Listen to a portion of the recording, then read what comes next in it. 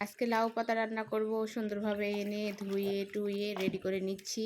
তারপরে এখন আমি কাঁঠালের বিচি আর আলুগুলো ধুয়ে নিব। ধুয়ে রেডি করে এখন আমি রান্নাটা বসিয়ে দিব।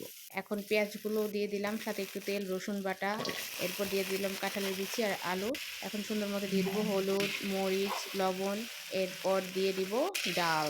এইগুলো সুন্দরভাবে নেড়ে চেড়ে আমি এখন পানি ঢেলে দিব। পানি ঢেলে এখন আমি খুব ভালোভাবে আলু, ডাল আর কাঁঠালের বিচিগুলো সিদ্ধ করে নিব।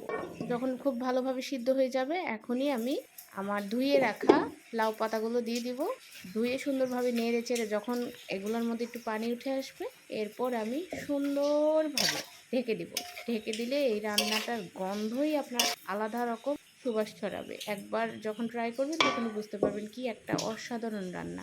তো ট্রাই করবেন, অবশ্যই জানাবেন কমেন্টসে কেমন লাগলো ভিডিওটা।